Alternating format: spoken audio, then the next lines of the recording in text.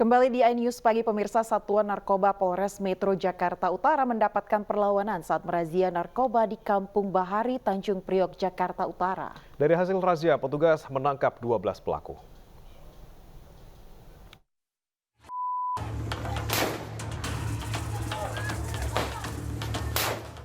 Perlawanan bandar dan pengguna narkoba dilakukan saat polisi merazia Kampung Bahari, Tanjung Priok, Jakarta Utara. Petugas terpaksa melepaskan tembakan peringatan untuk bisa meringkus para bandar narkoba di lokasi tersebut. Setelah berhasil menerobos perlawanan, polisi langsung menggeledah sejumlah rumah yang digunakan sebagai tempat penggunaan narkoba. Dari hasil razia kali ini, Polres Jakarta Utara berhasil mengamankan sebanyak 12 terduga pelaku penyalahgunaan narkoba jenis sabu. Kita sempat mendapatkan perlawanan dengan biasa lemparan petasan dan batu. Kemudian kita di backup oleh dari Reskrim dan Brimob dan Sabara. Kemudian kita lakukan razia besar-besaran di blok RW 12 dan A2. Selanjutnya berhasil kita amankan jumlah total ada 8 orang yang tersangka yang tadi terkait dengan penyalahgunaan narkoba. Kemudian yang di sebelah ada 4 orang tadi dugaan provokasi untuk melakukan penyerangan perlawanan kepada petugas. Dalam razia ini, satu orang anggota kepolisian juga mengalami luka di pelipis mata akibat terkena lemparan batu. Sementara para tersangka masih diperiksa di Polres Metro Jakarta Utara. Dari Jakarta, Sofyan Firdaus melaporkan.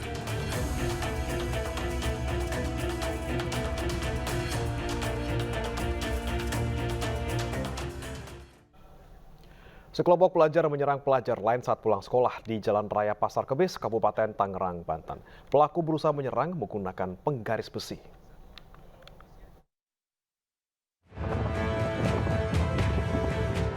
Sekelompok pelajar terekam video amatir mengejar pelajar lainnya saat jam sekolah usai di Jalan Raya Pasar Kemis, Kabupaten Tangerang, Banten. Beberapa pelajar yang sedang berjalan kaki diserang menggunakan penggaris besi hingga akhirnya mereka melarikan diri. Tidak ada korban luka maupun korban jiwa, sementara kelompok pelajar yang menyerang dibubarkan warga. Satu pulang sekolah dari arah depan, dari gerbang, yaitu seragamnya ada yang biru putih, ada yang pakai baju olahraga lah, mungkin pelajar keren mungkin olahraga, yang dari arah sana pakai motor seragam pramuka, atau yang pramuka yang motor pada berhenti nyerang ke seberang sana, terus ya sempet mukul gitu, terus kita samperin ya langsung pada bubar. Unit Reskrim Polsek Pasar Kemis telah menerima laporan peristiwa ini dan sedang menyelidiki pelaku. Dari Kabupaten Tangerang, Banten, Aimarani, iNews melaporkan. Pemirsa, seorang asisten rumah tangga terluka parah diduga dianiaya majikannya di Jakarta. Korban berhasil kabur ke kampung halaman setelah disekap majikan di sebuah apartemen. Akibat penganiayaan tersebut, korban syok hingga sulit diajak berkomunikasi. Kami ceritakan gitu. Siti Hotimah, 23 tahun, warga Desa Kebanggang, Kecamatan Moga, Pemalang, Jawa Tengah ini dirawat intensif di RSUD Dr. Ashari. Asisten rumah tangga ini terluka di sekujur tubuh, diduga akibat disiksa majikannya di Jakarta. ART ini berakhir di rumah sakit di Pemalang setelah kabur dari apartemen majikannya di Bilangan Kebayoran Lama, Jakarta Selatan.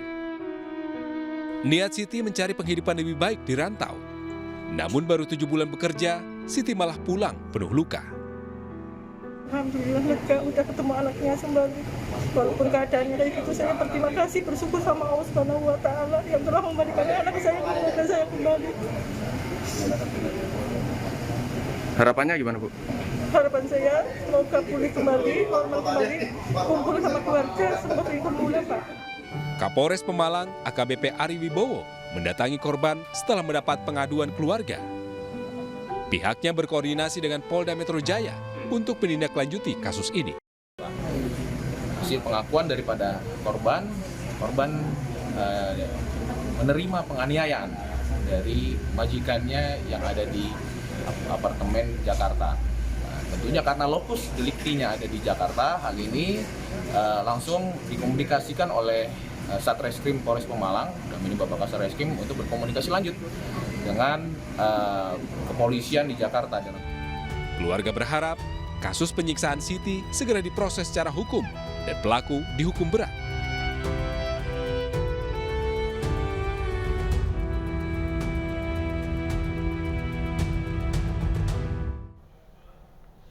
Seorang suami di Lumajang, Jawa Timur tega membunuh istri meski korban tengah hamil 5 bulan. Pembunuhan itu terjadi akibat suami cemburu menuduh istri mudanya punya lelaki idaman lain.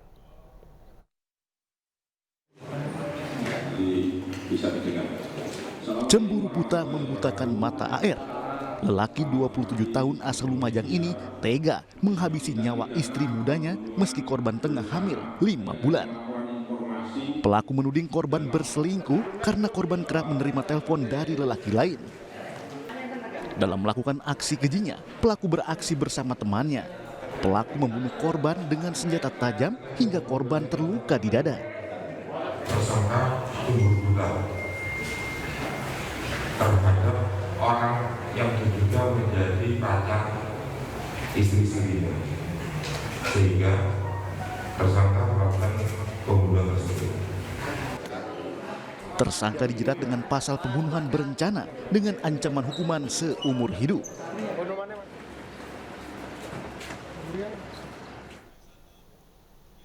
Pemirsa, seorang warga sipil yang menjadi korban ledakan bom di Mako-Polsek Astana Anyar, Kota Bandung, Jawa Barat berangsur membaik. Korban dirawat di rumah sakit dan mendapatkan 2 jahitan pada lukanya.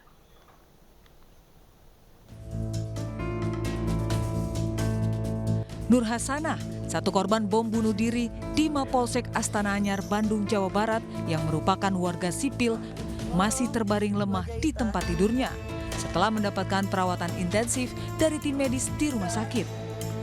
Kondisi Nur Hasanah kini kian membaik meski harus mendapatkan 2 jahitan pada lukanya.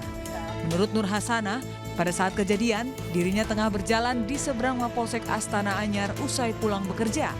Saat sedang berjalan, dirinya mendengar suara ledakan keras dan ada benda-benda yang menusuk bagian tubuh Nur Hasanah. Pihak kepolisian yang mengetahui korban terkena serpihan bom langsung membawanya ke rumah sakit terdekat untuk mendapatkan perawatan. Mau lagi jalan di pentas di sini. Di seberang di dekat toko mainan. Ada ledakan, perkiraan saya mah itu petasan. Dan ke saya ada yang lempar gitu. Ada yang nancep gitu? Enggak ada lempar, jadi kita selintas aja. Oke. Ini ibu luka apa, Bu? Lukanya di bagian apa, Bu?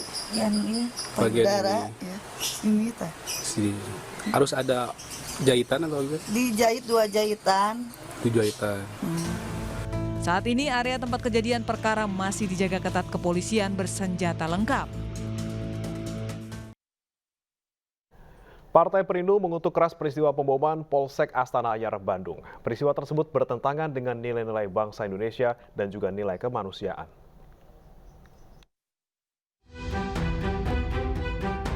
Sembilan polisi terluka dan 1 orang meninggal dunia akibat aksi bom bunuh diri yang dilakukan orang tak dikenal di Mapolsek Astana Anyar, Bandung, Jawa Barat. Penyerangan dilakukan saat apel pagi ini mendapat kutukan dari berbagai pihak, salah satunya datang dari Partai Perindo. Partai Persatuan Indonesia Perindo mengutuk keras ya kejadian pemboman bom bunuh diri yang terjadi di kantor polisi Polsek Astana Anyar, Bandung. Pemboman ini bertentangan dengan semua nilai-nilai yang kita anut ya, baik nilai agama, nilai kebangsaan kita, dan di atas itu semua adalah nilai kemanusiaan.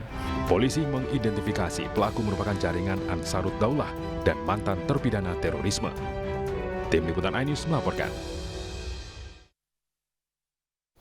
Polda Metro Jaya hentikan penyelidikan kasus tewasnya 1 keluarga di Kalideres, Jakarta. Berdasarkan penyelidikan polisi dan tim ahli forensik, dipastikan tidak ada tindak pidana dalam kasus tersebut.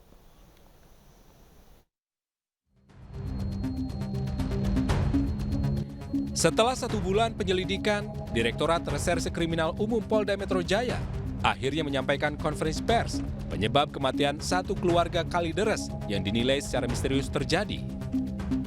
Dirkrim Polda Metro Jaya, Kombes Hengki Haryadi mengatakan kematian 4 korban dinilai wajar. Hal wajar tersebut disimpulkan dari masing-masing jenazah yang ternyata memiliki penyakit tertentu berdasarkan pemeriksaan yang dilakukan kedokteran forensik. Selain itu, kondisi satu keluarga tersebut yang tertutup dan tidak berelasi dengan keluarga lain selama hampir 20 tahun terakhir membuat satu keluarga ini tidak dimakamkan dan bahkan tidak melakukan pengobatan apapun secara medis sebelumnya, melainkan melakukan ritual keagamaan dari beberapa agama di dalam rumah yang dimungkinkan untuk menyembuhkan penyakit mereka. Apabila ini tindak pidana, kami bisa menemukan potensial suspek, kira-kira siapa tersangka ini. Ataupun close contact ya di sini kami telusuri, ternyata yang kami dapatkan pada waktu-waktu tertentu di saat bulan Maret sampai waktu kematian, itu ada beberapa nomor yang justru menepis bahwa ini terjadi tindak pidana tertentu, apakah itu pencurian kekerasan ataupun pencurian biasa. Nah, salah satunya yaitu pada saat almarhum Budianto ini berniat untuk menggadaikan rumahnya.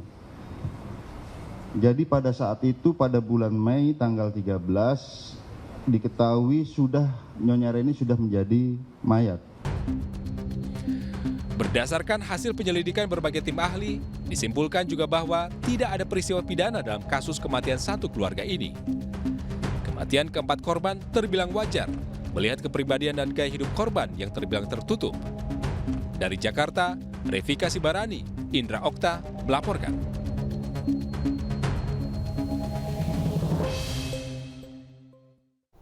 Pemprov Sulawesi Selatan akan segera mengambil alih pengelolaan terminal Malengkeri, Makassar. Menanggapi wacana tersebut, Wali Kota Makassar menyarankan agar pemerintah provinsi mencari lahan lain untuk dijadikan terminal.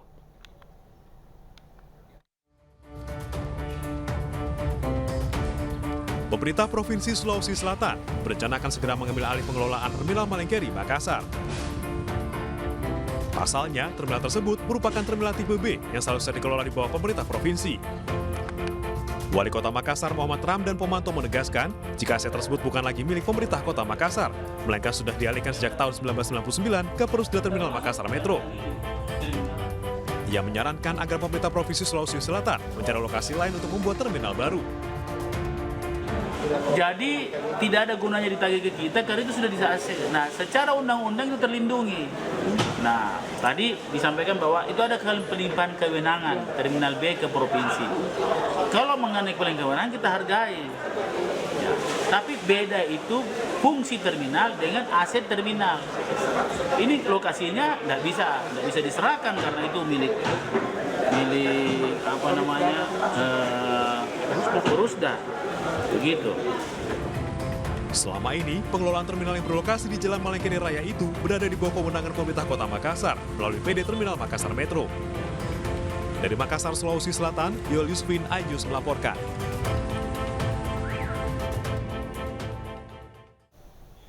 Presiden Jokowi didampingi Ibu Iriana memasang blek KTP di kediamannya di Surakarta. Ayus pagi masih akan segera kembali.